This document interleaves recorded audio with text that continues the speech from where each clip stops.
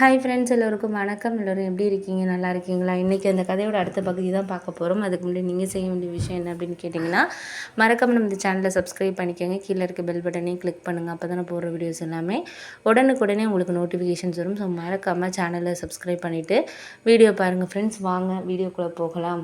அதுக்கப்புறம் என்ன ஆச்சுன்னு பார்த்தீங்கன்னா, நான் அந்த ஆஃபீஸ்க்கு போனோன்னே எனக்கு ரொம்ப பிடிச்சிருந்துச்சு. அதாவது நம்ம ஒரு வேலையை வந்து விருப்பப்பட்டு செய்கிறதுக்கும் விருப்பம் இல்லாமல் செய்கிறதுக்கும் நிறைய வித்தியாசம் இருக்குது. அதே மாதிரி தான் எனக்கும் இருந்துச்சு.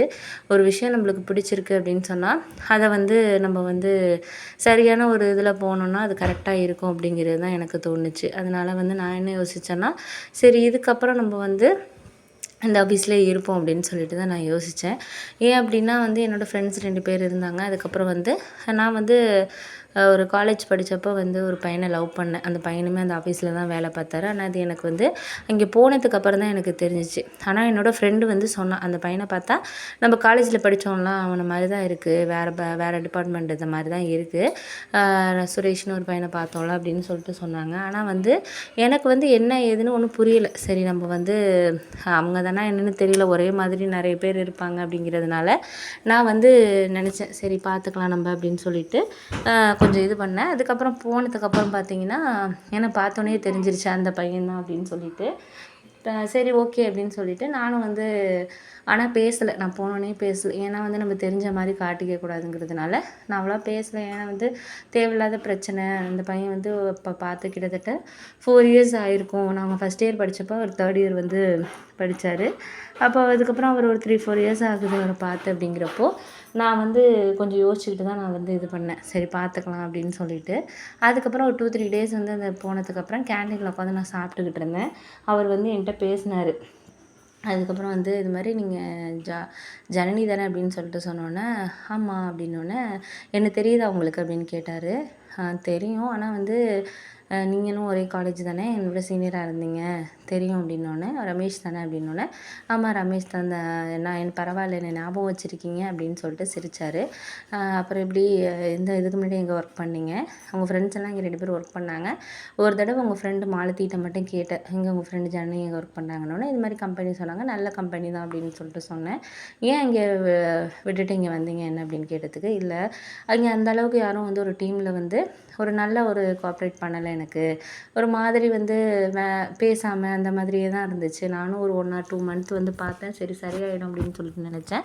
ஆனால் அவங்க வந்து ஒரு 1 year ஆகியுமே வந்து என்கிட்ட யாருமே சரியாகவே வந்து பேசலை பண்ணலை. அதனால வந்து நான் இதுக்கப்புறம் சரி வராது அப்படின்னு சொல்லிட்டு ஒரு முடிவு பண்ணிட்டு தான் நம்ம இதுக்கு கரெக்டாக இருக்காது அப்படின்னு சொல்லிட்டு தான் வேறு ஜாப் வந்து ட்ரை பண்ணேன். அப்புறம் ஃப்ரெண்டு தான், என்னோடய ஃப்ரெண்டு மாலதி, அதுக்கப்புறம் துர்காலாம் அவங்களுக்கு தெரியுங்களா, அவங்களாம் தான் எனக்கு இந்த ஜாபை வந்து ரெக்கமெண்ட் பண்ணாங்க. அப்புறம் வந்து இன்டர்வியூ அட்டன் பண்ணேன்.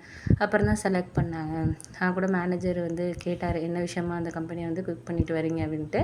நான் அப்புறம் உண்மையான ரீசன் நம்ம சொல்லணும்ல, ஏன்னா வந்து நாளைக்கு ஏதாச்சும் தெரிஞ்சிச்சுன்னா, ஏன்னா ஒரே ஃபீல்டில் உள்ளவங்க நாளைக்கு வந்து சொல்கிறப்போ நம்ம அந்த உண்மையை சொல்கிறது நல்லதுன்னு சொல்லிட்டு நான் சொல்லிட்டேன்.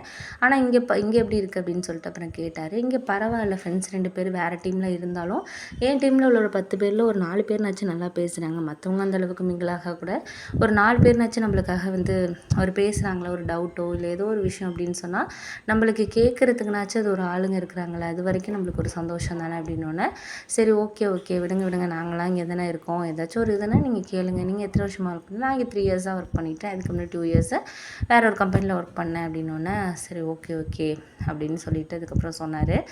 அதுக்கப்புறம் வந்து நான் யோசித்த விஷயம் என்ன அப்படின்னா, என்ன உங்களுக்கு என்ன இப்போ கல்யாணம் ஆகிடுச்சா அப்படின்னு சொல்லிட்டு நான் கேட்டேன்.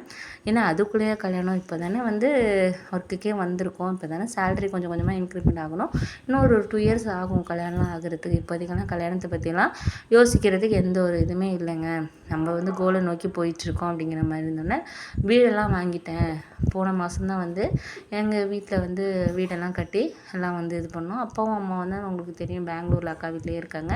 நாங்கள் இங்கே வீடு கட்டி இங்கே தான் இப்போ எங்கள் சொந்த வீட்டில் தான் வந்து அதை வந்து அந்த வீட்டை இடிச்சிட்டு தான் வீடு கட்டியிருக்கோம் அப்படின்னோடனே, சரி சூப்பர் தான், ஒரு நாள் வாங்க எங்கள் வீட்டுக்கு அப்படின்னு சொல்லிட்டு கூப்பிட்டாங்க. அடுத்த வாரம் அம்மா அப்பா வந்துடுவாங்க, கண்டிப்பாக நீங்கள் எல்லோரும் வரணும் அப்படின்னோடனே ஏன் என்ன விஷயம் அப்படின்னதுக்கு அக்கா பையனுக்கு வந்து ஃபஸ்ட்டு பர்த்டே, அதனால் வந்து எல்லாரையுமே இன்வைட் பண்ணி நல்ல லெவலில் செய்யலாம் அப்படின்னு சொல்லிட்டு இருக்கோம். ஒரு 200 பேர்னாச்சும் கூப்பிட்றோம், நீங்கள் கண்டிப்பாக வரணும். நான் சொன்னதுக்கப்புறம் வந்து அவங்களும் சரி நான் வரேன் கண்டிப்பாக அப்படின்னு சொல்லிட்டு சொன்னேன்.